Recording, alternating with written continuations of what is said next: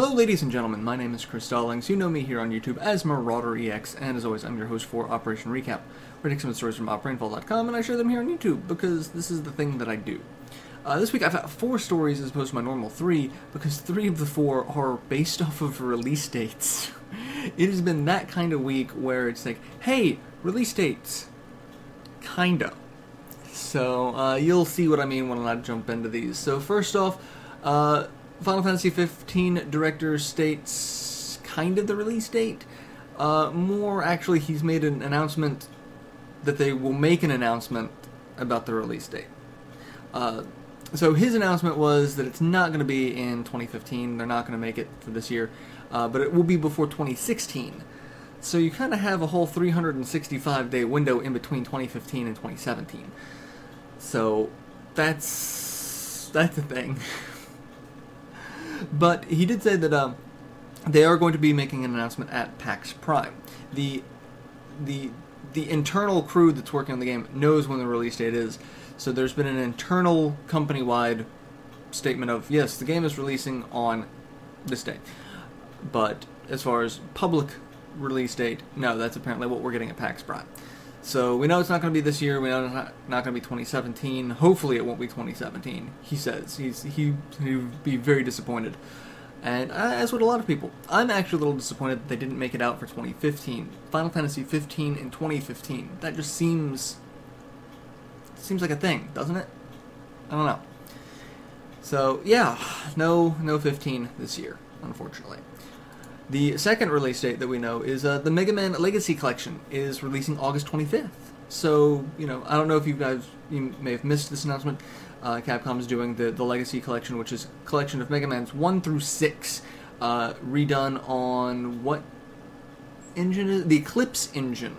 So, you know, it is not full screen, it is small screen with border because, you know, trying to stretch out those graphics, stretch out the aspect ratio.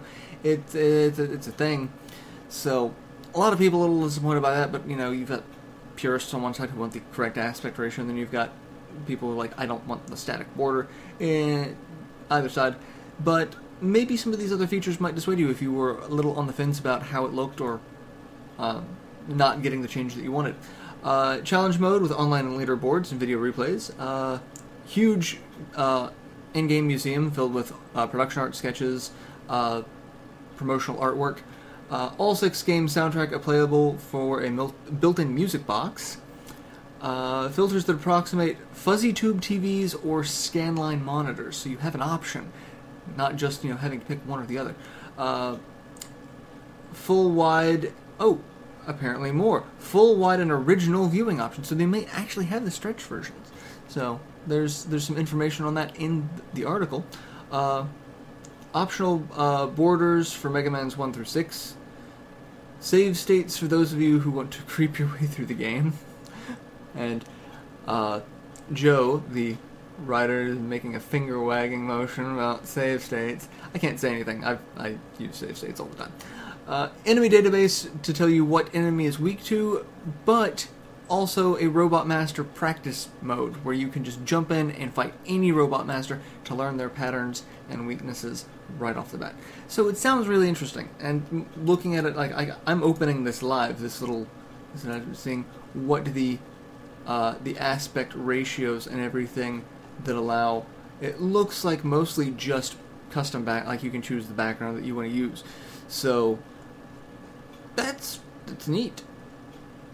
I'm a fan so far. Like, I haven't seen anything, like, they're not showing anything about, you know, stretch screen, so I think it is just but, you know, maybe, who knows?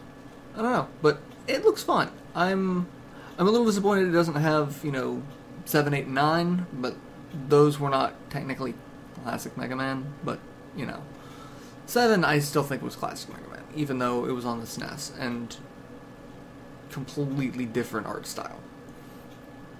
But, you know, it is what it is. So, on to the next story. Mighty Number 9. I just can't. There was so much back and forth on this that it's crazy. It's now been officially delayed to 2016. Now, the whole arc of the story was it was delayed to 2016. Members of Gamescom staff, or not Gamescom, Concept staff announced that no, it's not delayed. It'll be out and it'll be out on its release date. We're fine.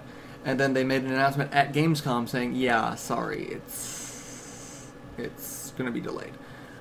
And delay relates to there are bugs and issues pertaining to online features. So the topic was you can either release it early with bugs, or you can release it late and have a more polished game.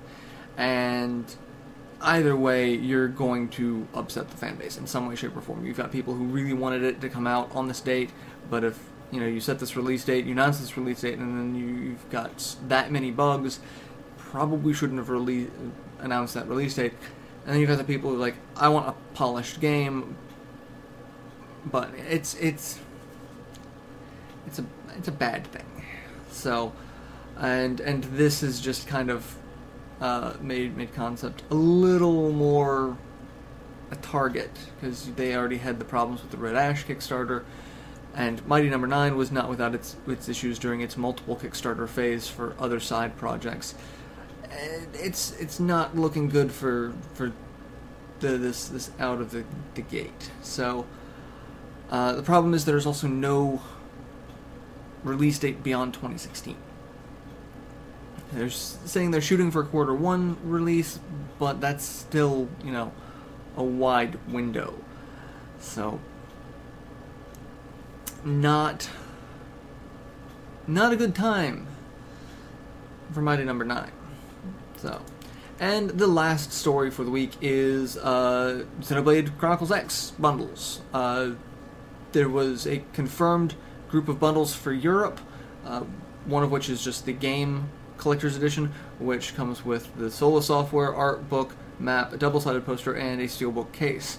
Then there was the Wii U version, which has the Wii U Premium Pack, which is special Wii U, Sola software, art book, map.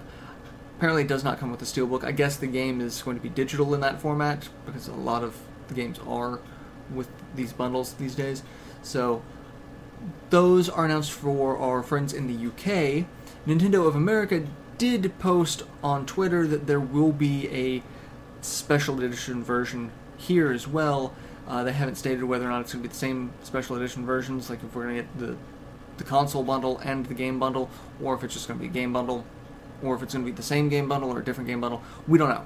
They haven't confirmed that at this point.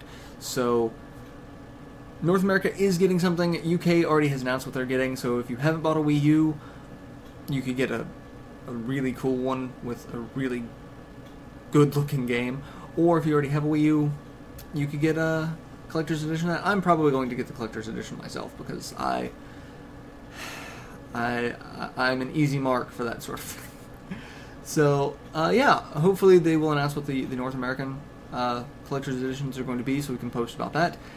And, yeah, that's been the recap for this week. Let me know your thoughts and feelings. Are you, excited about, Sinnerblade Chronicles X, going to get the Collector's Editions? How do you feel about the release dates for all of these? Disappointed by Final Fantasy 15 and Mighty No. 9? Are you picking up Mega Man Legacy Collection? If so, let me know how it turns out. I'm still kind of on the fence about it. So, yeah, that's been this week's recap. I will see you again next week for more news. Until then, stay tuned at Rainfall for, all the usual news, reviews, previews, opinionated pieces, and just a little random stuff that we put out for fun and profit. So, have fun. I will see you guys next week.